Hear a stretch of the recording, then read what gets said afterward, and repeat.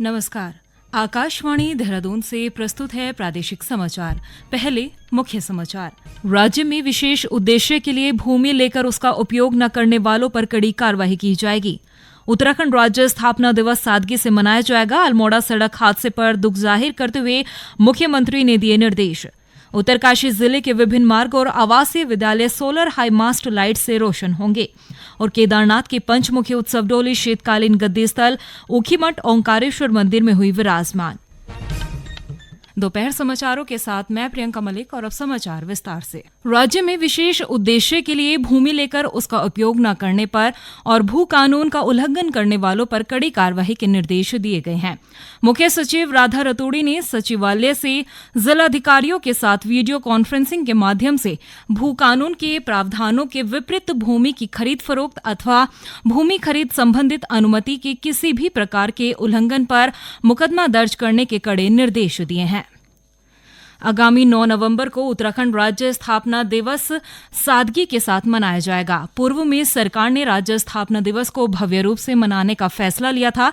मुख्यमंत्री पुष्कर सिंह धामी ने कहा कि अल्मोड़ा के मार्चुआ में कल हुए भीषण सड़क हादसे के बाद सरकार ने राज्य स्थापना दिवस सादगी से मनाने का निर्णय लिया है। उन्होंने बताया कि स्थापना दिवस पर आयोजित होने वाले सांस्कृतिक कार्यक्रम भी स्थगित कर दिए गए हैं। मुख्यमंत्री पुष्कर सिंह धामी ने कहा कि सड़क हादसे में घायल व्यक्तियों और मृतकों के परिजनों के लिए सरकार हर संभव घड़ी में खड़ी हुई है।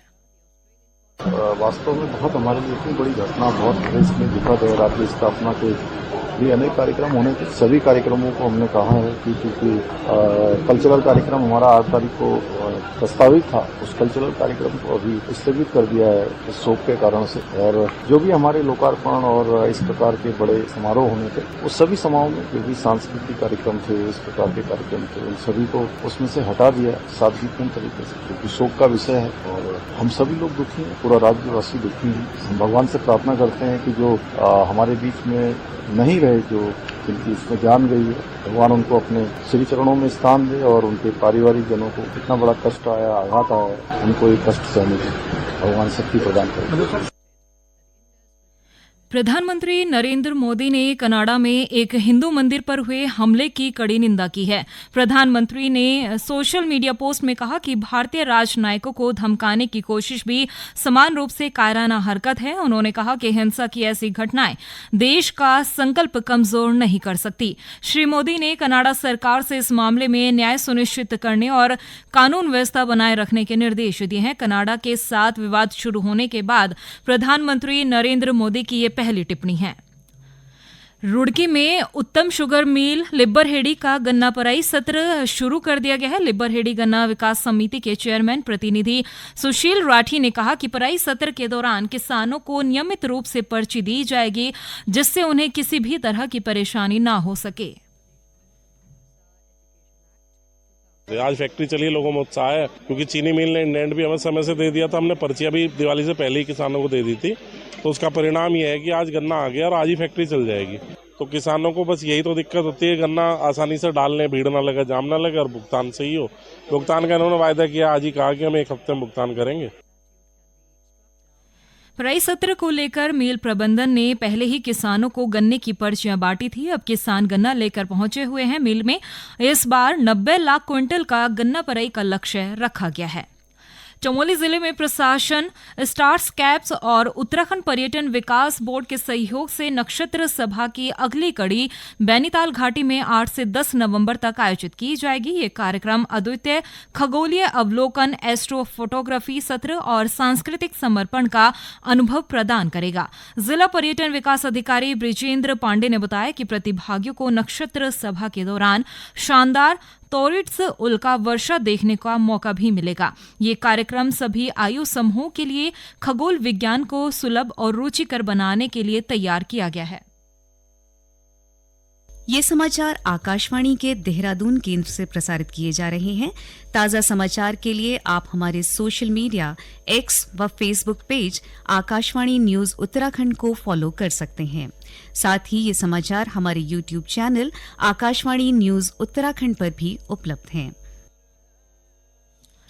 उत्तरकाशी जिले की यात्रा और ट्रैक मार्गों के प्रमुख पड़ाव तथा आवासीय विद्यालयों के परिसर अब सोलर हाईमास्ट लाइट से रोशन होंगे।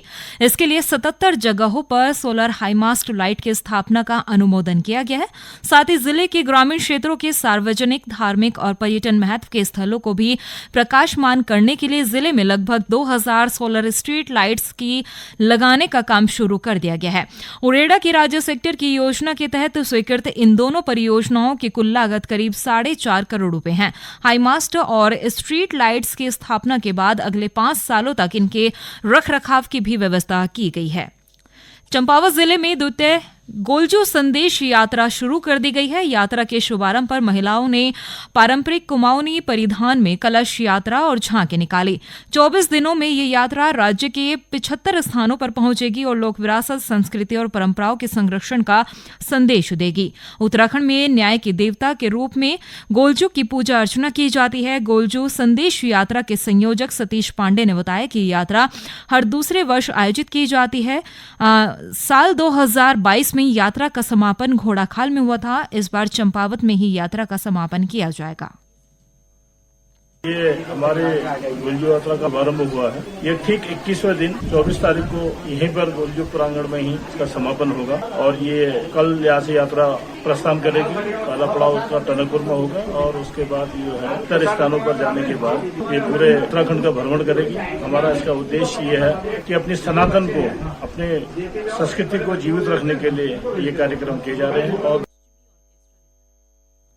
बाबा केदारनाथ की पंचमुखी उत्सव डोली आज अपने शीतकालीन प्रवास स्थल ऊखीमठ ओंकारेश्वर मंदिर पहुंच गई है। अब 6 महीने भगवान केदारनाथ की पूजा ओंकारेश्वर मंदिर में होगी। आज सुबह 7 बजे गुप्तकाशी स्थित विश्वनाथ मंदिर में मुख्य पुजारी शिवशंकर लिंग ने भगवान केदारनाथ की पूजा अर्चना की। इस मौके पर सैकड़ों भक्तों ने बाबा केदार के दर्शन कर घर परिवार की सुख समृद्धि का आशीर्वाद लिया। यहां मंदिर की परिक्रमा के बाद बाबा केदार की चल उत्सव विग्रह डोली ने अपने शीतकालीन गद्दे स्थल के लिए प्रस्थान किया। गुप्तकाशी बाजार से सैमी भैंसारे वाराही मंदिर विद्यापीठ होते हुए भगवान केदारनाथ की चल उत्सव विग्रह डोली दोपहर बाद अपने शीतकालीन गद्दे स्थल ओंकारेश्वर मंदिर ऊखीमठ पहुंची। यहां भक्तों ने पुष्प अक्षत से आराध्य का स्वागत किया। श्री केदारेश्वर हिमालय में स्थित दिव्य ज्योतिर्लिंग जो भारतवर्ष का शीर्षस्थ ज्योतिर्लिंग है। हिमालय में भैया दूज के दिन कपाट बंद हुए, भगवान समाधि में विराजमान हुए। वहां से भगवान की जो उत्सव मूर्ति है, बहु मूर्ति, 3 दिन की पैदल यात्रा के बाद कल रात्रि प्रवास गुप्तकाशी काशी विश्वनाथ मंदिर से आज अपने तृतीय पड़ाव अपने गद्य स्थान श्री ओंकारेश्वर मंदिर ऊखीमठ महाराजा मानधाता जी की तपस्थली में विराजमान होगी और आज से ही भगवान की जो सायंकालीन पूजा अर्चना है परंपरा अनुसार शीतकाल गद्य स्थल ओंकारेश्वर ऊखीमठ में प्रारंभ हो जाएंगे। भगवान का उत्सव मूर्ति और भोग मूर्ति दोनों गर्भगृह में विराजमान होंगी और 6 माह तक भगवान श्री केदारनाथ जी की जो पूजा है इस दिव्य ओंकारेश्वर मंदिर उषा मानधाता क्षेत्र मानधाता की तपस्थली में आज से प्रारंभ हो जाएंगे। गंगा नदी के संरक्षण को प्रोत्साहित करने और इसकी स्वच्छता के प्रति जन जागरूकता बढ़ाने के उद्देश्य से उत्तरकाशी जिला मुख्यालय में गंगा उत्सव पर अनेक कार्यक्रम आयोजित किए गए। जोशियाड़ा झील में साहसिक खेल पर्यटन विभाग के माध्यम से जल क्रीड़ा का आयोजन कर गंगा उत्सव के कार्यक्रमों की श्रृंखला की शुरुआत हुई।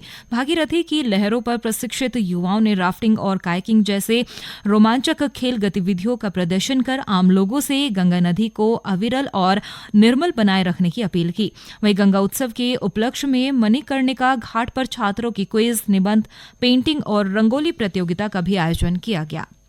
और अंत में मुख्य समाचार एक बार फिर।